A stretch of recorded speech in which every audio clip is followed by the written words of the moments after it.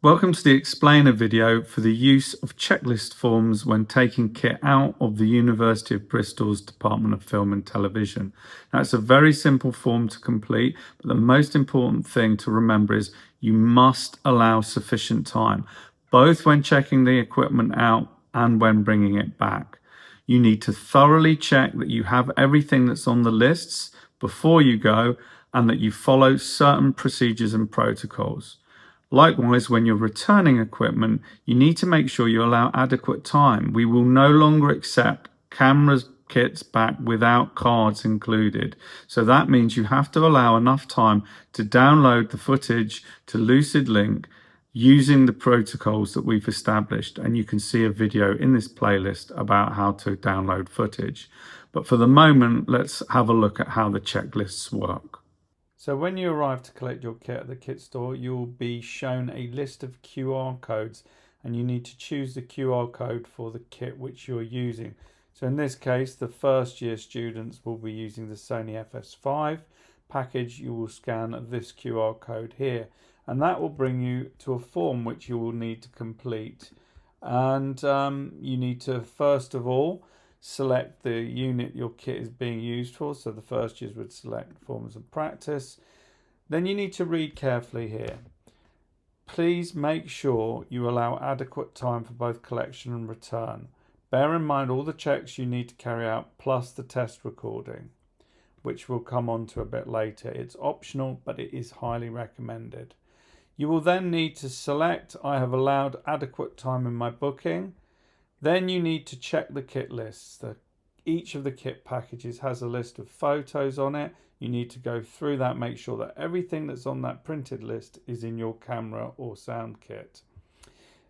You are responsible for making sure you have everything. So you confirm that you have all the kit provided, and then here is a series of camera checks which you run through.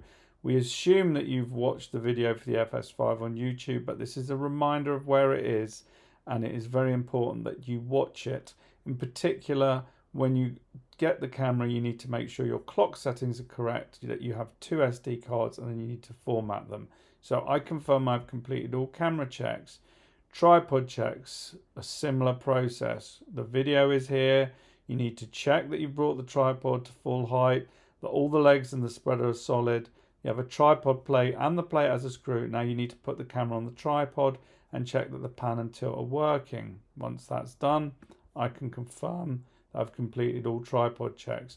Finally, sound checks, and again a link to the video and some processes that you need to go through to make sure that you have everything you need and that is all working properly.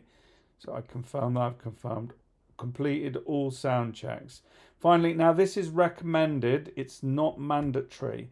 There's a reason for us doing this, and that is we recommend that you shoot a test so that you know the camera's working. If you have problems with the camera further down the line, then we can track where those problems happened. So I confirm that I've either recorded a test clip or I accept that this may affect my ability to be prioritized when booking kit in the event of a reshoot. If you don't have a test clip recorded, which is your choice, then if there is a problem with the footage that you've recorded, we can't trace where it is and we cannot prioritize you for bookings over other people who may not have gone and done their shoots yet. So once you've completed the checklist, we recommend that you watch the video on general principles of camera work, and you confirm that you have watched that. You've probably watched it when you're signing up on SmartHub. Finally, before you go on your shoot, which may be tomorrow, the day after you're checking your kit in, you need to make sure all your batteries are charged. So you're confirming that you've done that. Finally, the final element of the checklist is returning the kit. We will not accept cameras back without the cards in them. So you must allow enough time to download your footage before returning the card with the camera package. So this is just a box here to confirm that you understand that you must complete steps 1 to 4 before returning the kit, and then you submit. Okay, that's it. A message comes up on the screen. are thanking you for completing the student checklist, and you need to show that message to the technician to finish your checkout and walk away with the equipment. So thanks very much for your attention.